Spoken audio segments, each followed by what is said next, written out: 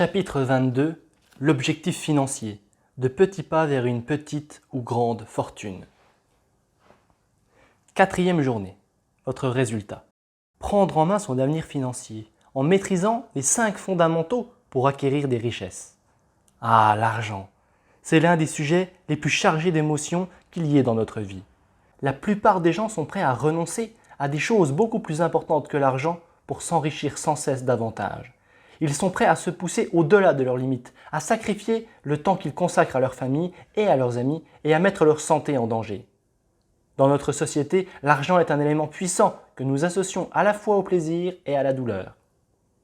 Trop souvent, on s'en sert pour mesurer la différence dans la qualité de vie des gens, pour élargir l'écart entre les bien nantis et les démunis. Certaines personnes font semblant que l'argent n'a pas d'importance. Pourtant, il faut bien reconnaître que, dans notre vie de tous les jours, les pressions financières nous affectent tous, qui que nous soyons. Cela est particulièrement vrai pour les personnes âgées, car l'indigence se traduit souvent par une pénurie de ressources essentielles. Pour certaines personnes, l'argent a quelque chose de mystérieux. Pour d'autres, il s'agit d'un objet de désir, de fierté, d'envie et même de mépris. Mais qu'en est-il vraiment ? Est-ce un créateur de rêves ou la racine du mal ? Est-ce un outil ou une arme ? Une source de liberté, de pouvoir ou de sécurité ? Ou simplement un moyen d'arriver à une fin ? Nous savons que l'argent n'est qu'un moyen d'échange. Il nous permet de simplifier le processus de création, de transfert et de partage des biens. C'est un moyen que nous avons inventé collectivement, afin de nous donner la liberté de faire notre travail sans craindre que ce que nous produisons ne trouve pas preneur. Nous avons appris à associer certaines de nos émotions les plus limitatives à la pénurie de ce moyen. L'anxiété, la frustration, la peur, l'insécurité, l'inquiétude, la colère, l'humiliation et l'impuissance, pour n'en nommer que quelques-unes. Comme nous avons pu le voir en Europe de l'Est, des systèmes politiques peuvent être renversés à la suite de pressions engendrées par les privations économiques. Existe-t-il un pays, une société commerciale ou un individu qui n'ait jamais connu de stress financier ? Beaucoup de gens commettent l'erreur de croire que tous les problèmes se régleraient d'eux-mêmes s'ils avaient suffisamment d'argent. Rien n'est plus faux. En soi, gagner plus d'argent ne libère pas les gens. Cependant, il est tout aussi ridicule de prétendre que la liberté financière et le contrôle des ressources que vous donne l'argent ne vous offrent pas plus de grandes chances de grandir, de partager et de créer un monde meilleur pour vous et pour les vôtres. Dans un pays où toutes les chances de réussite sont offertes à tous, pourquoi tant de gens sont-ils incapables de vivre aisément ? Aux États-Unis, une personne peut accumuler des centaines de millions de dollars grâce à l'invention d'un ordinateur dont le prototype a été construit dans un garage. Nous sommes entourés de gens qui peuvent servir de modèles, de gens qui savent créer la richesse et la conserver. Qu'est-ce qui nous empêche de devenir riches ? Dans un pays capitaliste où les ancêtres des Américains sont morts pour le droit à la vie, à la liberté et à la poursuite du bonheur, où la réforme économique a été l'un des principaux enjeux de l'indépendance, comment est-il possible que 95% de la population américaine atteint l'âge de la retraite après une vie de dur labeur, incapable de subvenir à ses propres besoins sans l'aide du gouvernement ou de leur famille ? En cherchant à découvrir les clés de la réussite financière durable, j'ai compris une chose. Il est facile de créer la richesse. Pourtant, la plupart des gens n'y arrivent jamais, car leurs bases financières sont minées par des conflits de valeurs et de croyances et par une planification inadéquate qui mène droit à l'échec financier. Ce chapitre ne vous apprendra pas tous les secrets pour maîtriser l'ensemble de votre vie financière. Ces renseignements ne tiennent pas en un seul chapitre. Vous y apprendrez toutefois des rudiments dont vous pouvez vous servir pour prendre immédiatement le contrôle de cet aspect important de votre vie. Commençons par rappeler l'influence de nos croyances sur notre comportement. La principale raison pour laquelle la plupart des gens ne réussissent pas financièrement est qu'ils sont partagés entre ce que cela exigerait pour qu'ils aient plus d'argent et ce que signifierait pour eux avoir du superflu, c'est-à-dire plus d'argent qu'ils n'en ont besoin pour maintenir leur style de vie actuel. Comme vous l'avez appris au chapitre 5, votre cerveau ne sait prendre une décision que lorsqu'il peut clairement définir ce qu'il doit éviter et ce qu'il doit rechercher. En ce qui concerne l'argent, nous envoyons des signaux contradictoires, ce qui donne bien sûr des résultats contradictoires. Nous nous disons que l'argent nous procurera la liberté, la chance d'être généreux avec les personnes qui nous sont chères, la possibilité de faire tout ce dont nous avons toujours rêvé, d'avoir plus de temps à nous. Mais en même temps, nous sommes convaincus que pour accumuler beaucoup d'argent, nous devrons travailler tellement plus et si longtemps que nous serons trop vieux et trop épuisés pour en profiter. Nous pouvons aussi penser qu'avec beaucoup d'argent, nous négligerions notre côté spirituel, nous serons jugés ou encore que quelqu'un va s'approprier notre argent de toute façon. Alors, pourquoi essayer ? Ces associations négatives ne se limitent pas à nous-mêmes. Certaines personnes méprisent tous ceux qui réussissent financièrement et présument que tous ceux qui ont beaucoup d'argent l'ont sûrement acquis au détriment des autres. Si vous méprisez les riches, quel message envoyez-vous à votre cerveau ? Peut-être avoir beaucoup d'argent est malsain. Si vous entretenez de tels sentiments à l'égard des autres, vous apprenez inconsciemment à votre cerveau que la réussite ferait de vous une personne pernicieuse. En éprouvant de la rancœur face au succès des autres, vous vous conditionnez à éviter de vivre de manière aisée, ce que vous souhaitez et dont vous avez besoin. La deuxième raison pour laquelle tant de gens ne prennent jamais le contrôle de leur situation financière est que cela leur paraît trop complexe. Ils souhaitent qu'un expert s'en occupe pour eux.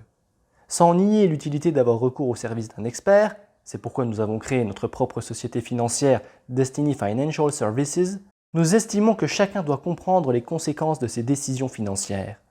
Si vous dépendez entièrement d'une personne, quelles que soient ses compétences, vous pourrez toujours la blâmer pour ce qui vous arrive. Par contre, si vous prenez la responsabilité de comprendre vos finances, vous commencerez à diriger votre propre avenir. Dans ce livre, on se fonde entièrement sur l'idée qu'on a le pouvoir de comprendre la façon dont fonctionne notre esprit, notre corps et nos émotions et, par conséquent, qu'on a la faculté de maîtriser notre destinée en de nombreux points. L'aspect financier ne fait pas exception. Lorsque vous en comprenez les rouages, il est facile à maîtriser. Ainsi, pour maîtriser l'aspect financier de votre vie, la première tâche consiste à utiliser la technique du conditionnement neuroassociatif afin de vous conditionner au succès financier. Associez clairement le fait d'être aisé à toutes les grandes choses que vous pourriez faire pour votre famille et pour assurer votre tranquillité d'esprit. La troisième croyance qui empêche les gens de réussir financièrement est le concept de la rareté. La plupart des gens croient qu'ils vivent dans un monde où tout est limité, qu'il n'y existe qu'une quantité donnée de terre, de pétrole, de maisons de bonne qualité, de chance et de temps. En adoptant cette philosophie, vous souscrivez à l'idée qu'on ne peut gagner qu'au détriment de quelqu'un d'autre, c'est-à-dire que c'est un jeu à fond perdu.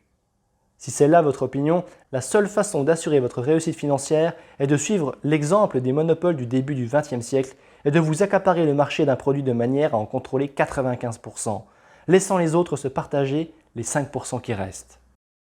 De nos jours cependant, accaparer le marché d'un bien rare ne garantit pas une fortune durable. J'ai la chance de compter parmi mes amis l'économiste Paul Pilzer, diplômé de la Wharton Business School, qui a acquis une grande notoriété grâce à la théorie économique de l'alchimie. M. Pilzer a récemment publié un livre que je vous recommande vivement et dont le titre reflète son argument central. Nous vivons dans un environnement riche en ressources. Et les preuves sur lesquelles il appuie son analyse. Il s'intitule Unlimited Wealth.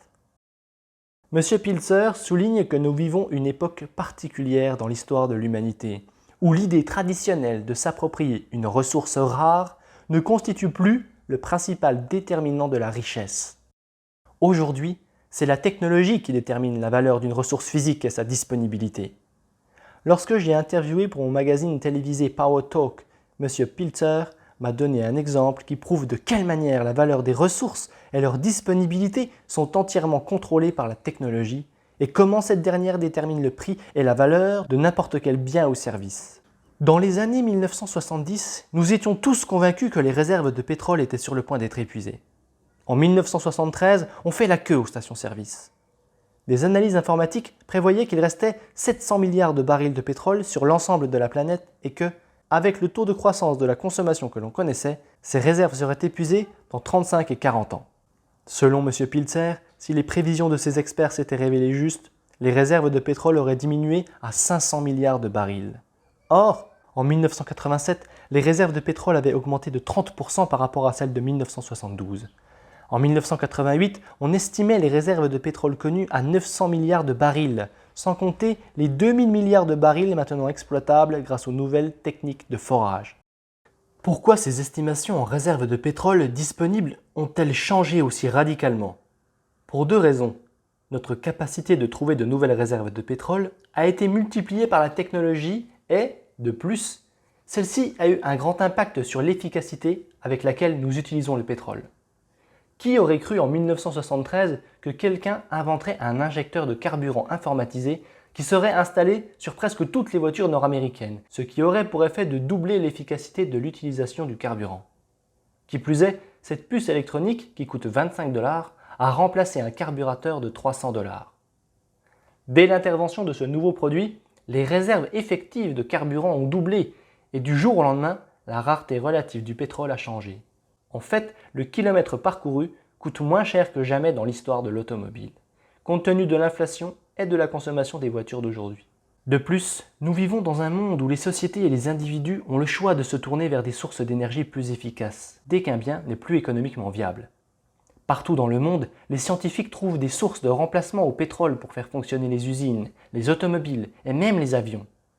M. Pilzer pense que ce qui est arrivé aux frères Hunt du Texas illustre bien que l'ancienne stratégie d'accaparer le marché d'un bien pour s'enrichir ne fonctionne plus.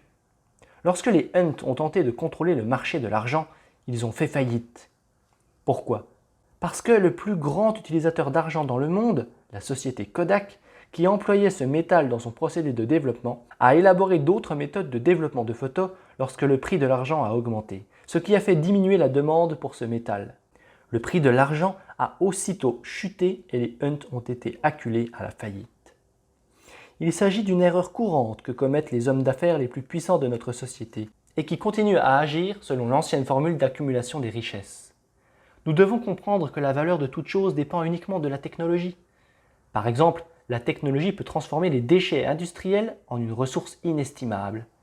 Songez qu'il fut un temps où le pétrole répandu dans le sol était une malédiction pour son propriétaire, et grâce à la technologie, il est devenu une source de richesse. Selon M. Pilzer, la vraie richesse est l'aptitude à pratiquer ce qu'il appelle l'alchimie économique, c'est-à-dire l'aptitude à transformer une chose de peu de valeur en quelque chose de précieux. Au Moyen Âge, les alchimistes ont tenté de transformer le plomb en or. Ils ont échoué, mais grâce à leurs expériences, ils ont jeté les bases de la chimie.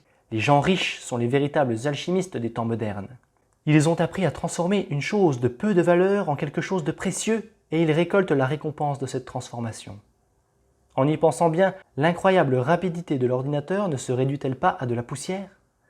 Après tout, le silicone vient du sable. Ceux qui ont su transformer des idées, de simples pensées, en des biens et services font vraiment de l'alchimie. Toute richesse prend naissance dans l'esprit.